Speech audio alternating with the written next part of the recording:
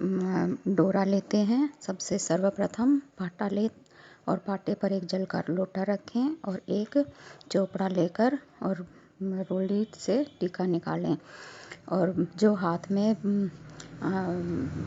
में और उसमें एक पैर में पकड़कर और वो जो कच्चा सूत है उसके डोरे बनाते हैं। एक डोरे में 13 तार होते हैं और एक डोरे में 8 तार होते हैं और इन सबको हल्दी जो हम लेते हैं उसको थोड़ा सा पीसकर और उसमें पीला रंग में रंगते हैं और उनको रंगने के बाद हाथ में जौ लेकर बालें होती हैं उनमें से जौ निकाल कर वो जौ लेते हैं। जितने तार का डोरा होता है उतने ही हाथ में हमें जौ लेने होते हैं और उतने ही जौ तोड़कर हमें उन डोरों के पास रखने होते हैं। इसके बाद हम कहानी सुनना शुरू करते हैं।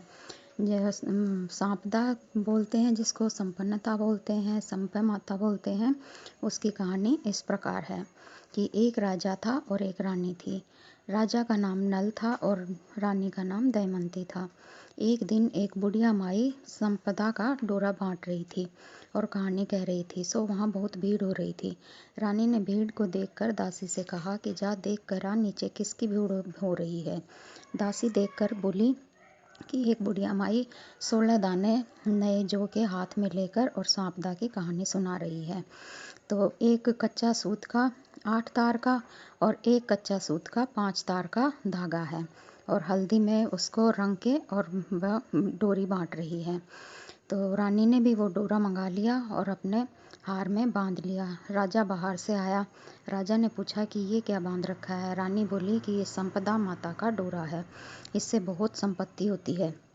राजा बोले कि अपने तो बहुत है धन संपत्ति, अपन को क्या करना है इस डोरे का, सो इसको खोल दे। रानी बोली कि नहीं, मैं ये नहीं खोलूँगी।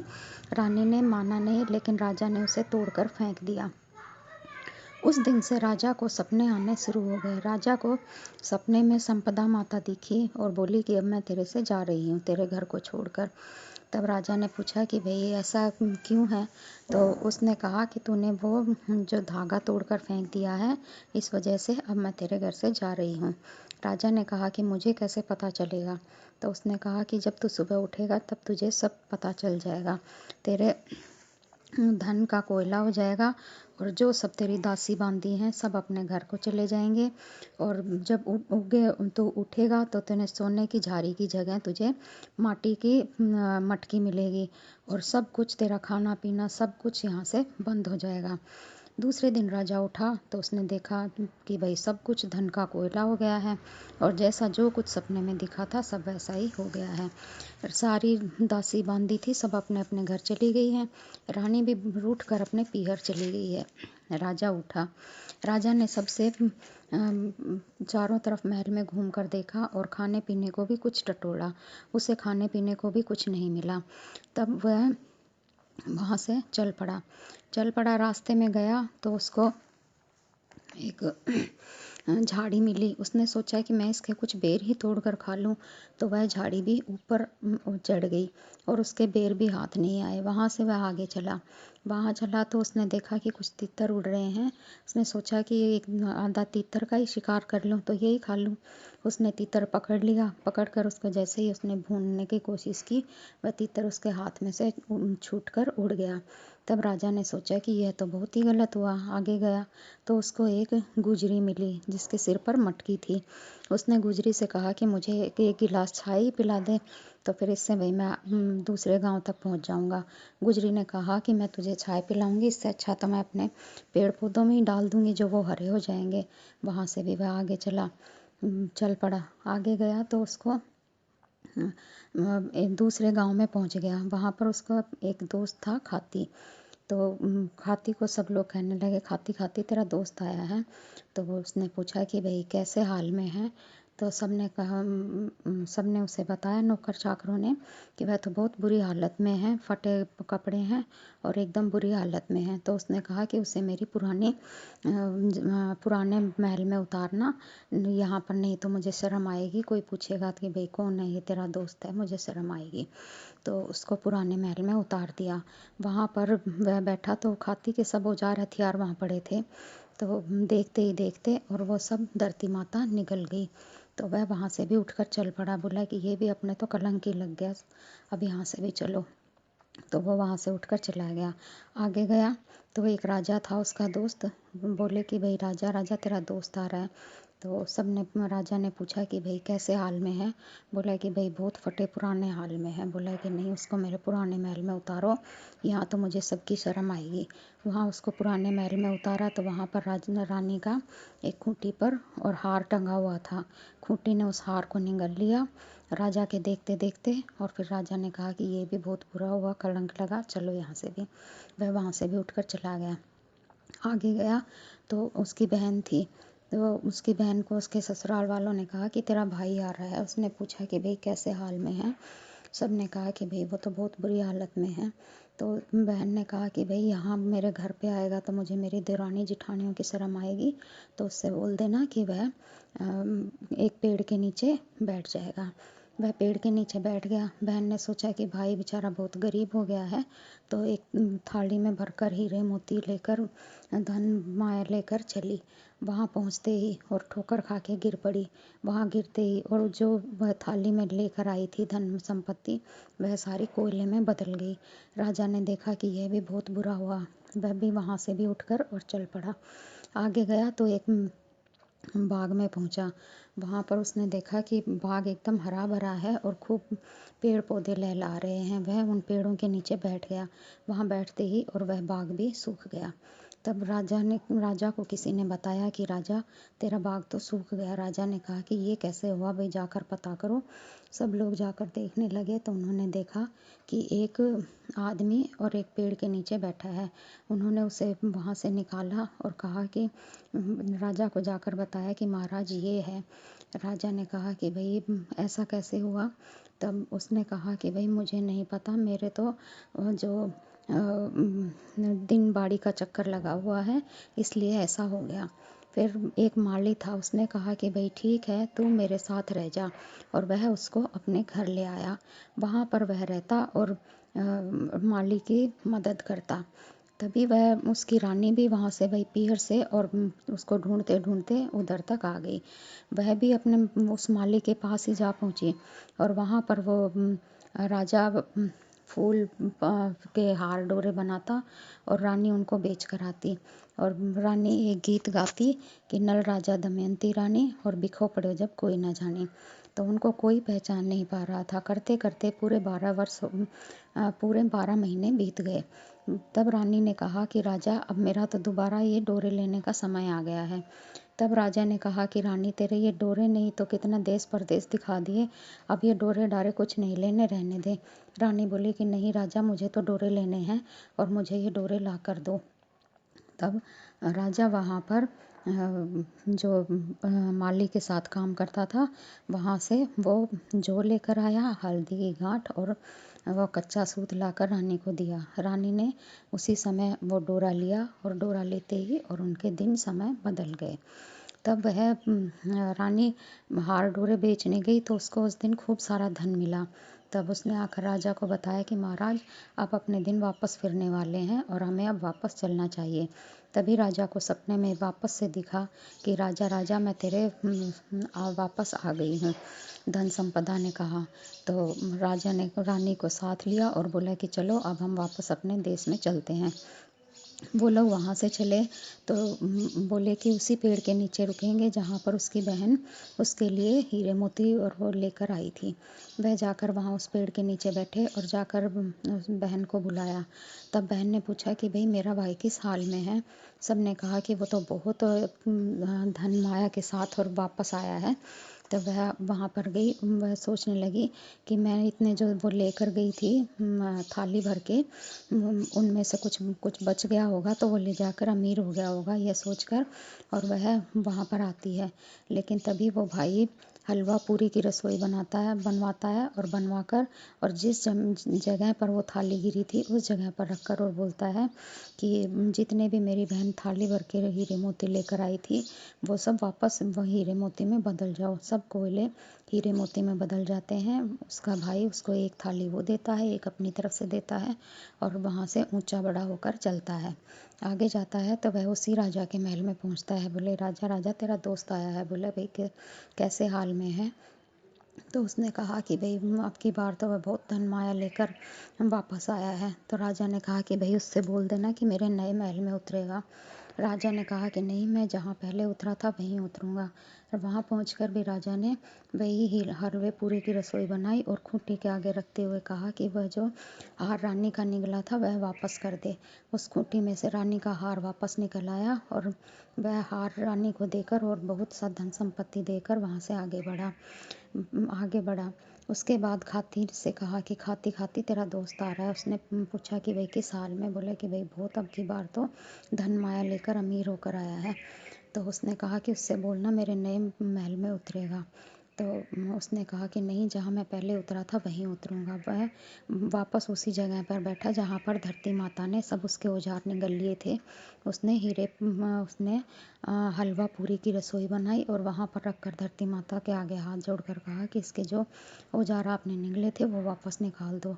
वो सारे वापस वहाँ से निकल आए और उसको भी राजा ने धन संपत्ति देकर वहाँ से भी विदा ली।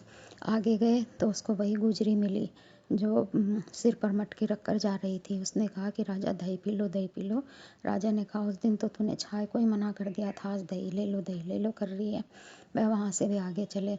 वहाँ से आगे गए तो वही तितर उड़ते फिर रहे थे। सुभान तेरी कुदरत, सुभान तेरी कुदरत। राजा ने कहा कि आज मुझे कुछ नहीं चाहिए, आज मेरा वापस समय अच्छा आ गया है, इसलिए तुम खूब आराम से उड़ो। आगे थोड़ी आगे पहुँचा तो वहाँ पर वो बेर की झाड़ी नीचे लटक रही थी। पर राजा ने कहा आज मुझे ये भी नहीं चाहिए। उस दिन मेरा वो दिन था जब मैं भाई भूख से और मेरा दिन खराब होने से और मैं इस हालत में था, और आज मेरे पास वापस भगवान का दिया सब कुछ हो गया है, इसलिए मुझे कुछ नहीं चाहिए। और वह वहाँ से आगे बढ़ा। आगे गया तो दूर से उसे अपने महल का ऊपर से वो कंगूरा दिखाई दिया जो वापस सोने का हो गया था। आगे जाते ही उसने महल में देखा कि जो उसके दासी बांदी थी सब वापस आ गई हैं। महल में दिया जल रहा है और एकदम महल में सफाई है। पानी वाले पानी भर रहे हैं, सफाई वाले सफाई कर रहे हैं और सब कुछ वैसा का वैसा हो गया। राजा ने वहाँ आकर रानी से कहा कि रानी, तेरी संपदा माता में तो बहुत ताकत है। सो उसने पूरे नगर में और ढिंढेरा पिटवा दिया कि सब लोग संपदा माता का धागा लें, जिससे सबके घर में संपन्नता बनी रहे। ये कहानी एक है। एक दूसरी आस माता की कहानी है। जो आस माता की कहानी है वो इस प्रकार है कि एक आसलिया बावलिया था। वो खूब जुआ खेलता और हारे जीते दोनों का ब्राह्मण जिमाता। एक दिन उसकी भाभियाँ बोली कि यह तो बहुत ही गलत काम करता है, हारता है तो भी जिताता है, जिमाता है, और जीतता है तो भी ब्राह्मण जिमाता है। इस तरह कैसे पार पड़ेगी, इसे घर से निकाल दो। तो उसको घर से निकाल दिया। वह शहर में चला गया और वहाँ पर आस माता की आस करके बैठ गया। सारे सब शहर में खबर फैल गई कि एक जुए का बहुत बड़ा खिलाड़ी आया है। तो एक दिन राजा को पता चला तो राजा ने उसको खेलने के लिए बुलाया और जुए में सारा राजपाट हार गया। अब असलिया बावलिया राजा बन गया। तब उसके भाई भाभीयों को पता चला कि भाई वो तो वहाँ चला गया है और पीछे से उसके भाई भाभी सब गरीब हो गए, उनको खाने का भी दाना नहीं रहा। तो वो लोग उसे ढूंढते ढूंढते वहाँ पहुँच गए। तो वहाँ उनको पता चला कि भाई एक गांव से आया हुआ आदमी और उसने राजा को हरा दिया और वो राजा बनकर बैठ गया है। तब वो लोग जाकर उसके पास बोले कि हमारा भी एक बेटा था, भाई था, उसका नाम असलिया बावलिया था, वो भी बहुत जुआ खेलता था और हमने उसको घर से निकाल दिया था। फिर उसने कहा कि मैं तो वो ही आपका बेटा हूँ, आपकी करनी आपके हाथ और मेरी करनी मेरे हाथ। तब उसकी माँ बोली कि आस माता ने तेरे को इतना दिया है तो चल अपन अपने गांव में चलकर और इसका उज्जैन करेंगे। तब उसने अपने गांव में आकर उज्जैन किया और वह वहाँ पर सुख से राजपाट करने लग गया। हे आस माता, जैसा आपने आसलिया बावलिया को दिया वैसा सबने को देना। कहानी कहते ने और सुनते ने सारे परिवार को और खूब देना। ये दोनों कहानियाँ आस माता की और संपदा माता की हैं। ये दोनों कहानियाँ हमें छारंडी को यानी दूसरे दिन धुलंडी को सुननी होती हैं। इसके बाद बिंदाई जी की कहानी सुननी होती है। एक जो इस प्रकार है एक विधवा मालन थी, उसके एक 4 बरस का बहुत सुंदर लड़का था। तो मालन की सासू उसको बहुत दुख देती थी। एक दिन उसकी सास ने दोनों को घर से निकाल दिया। दोनों जने उठे और वहाँ से चले गए। चलते चलते दूर जाकर एक पेड़ के नीचे बैठ गए। पेड़ के सामने एक विनायक जी का मंदिर था। दुनिया दर्शन करने आ रही थी और प्रसाद बांट रही थी। और थोड़ा प्रसाद वह भी उनसे ले लेते थे तो उनका पेट भर जाता था। दोनों जने वहीं बैठे रहने लगे और विनायक जी की सेवा पूजा करने लगे। एक दिन मालन ने सोचा कि अपन जंगल से फूल लाकर और पूजा की सामग्री और प्रसाद बेचें तो अपने पास और भी पैसे आने लगेंगे। तो उसने एक छोटी सी दुकान खोल ली। अब उसकी खूब बिक्री होने लगी। पीछे से वह बिक्री करते हुए उसने एक आदमी रख लिया और खुद विनायक जी की सेवा पूजा करने लगी। धीरे धीरे और ज़्यादा कमाई होने लगी तो उसने मकान बना लिया और एक मुनीम रख लिया, बड़ी दुकान खोल ली और लड़के को पढ़ने भेजने लगी। लड़का पढ़ने जाता तो वहाँ राजा की लड़की भी जाया करती। उन दोनों की दोस्ती हो गई तो लड़का राजा के घर भी जाने लगा। तो उसको इतना सुंदर, राजा ने इतना सुंदर लड़का देखकर और सोचा कि इसकी शादी और अपनी लड़की से कर देंगे। तब उसके भाभियाँ बोली कि आप तो राजा हो और ये मालन का लड़का है, इससे के साथ ब्याह करने से आपकी बेटी की और अपनी इज्जत जाएगी। पर राजा नहीं माना, उसने कहा कि मैं तो इससे ही शादी करूँगी। तब राजा ने कहा कि ठीक है, हम इसकी शादी इस मालन के लड़के के साथ कर देंगे। और उसने खूब धूमधाम से अपनी लड़की की शादी कर दी और खूब धन दायजा दिया। मालन बहुत राजी हो गई। बेटा बहू को आते ही पहले विनायक जी के मंदिर में धोख दिवाई, फिर उनको घर लेकर आई और सारे गांव में ढिंढोरा पिटवा दिया कि विनायक जी की सेवा पूजा करने से कोई भी दुखी आदमी सुखी हो सकता है। यह सुनकर सब दुनिया और भी दर्शन करने आने लगी और उसकी बिक्री और भी बढ़ गई। अब उसका सारा काम बेटा संभालने लगा। मालन और भी विनायक जी की सेवा पूजा करने लगी। उधर उसकी सासू के खाने पीने का भी और टोटा हो गया। तब वह एक दिन वहाँ से मंदिर तक आई। तब वहाँ आकर उस लड़के को बोली कि मुझे भी नौकरी पर रख ले, खाली रोटी कपड़ा दे देना, मैं सारा काम कर दूँगी। और उसने लड़के ने उसको रख लिया। दोनों एक दूसरे को पहचानते नहीं थे, लेकिन मालन जब थोड़ी देर में पूजा करके आई तो उसने देखा और वह उसे पहचान गई। तब उसने पूछा कि भाई आप यहाँ क्यों काम कर रही हो?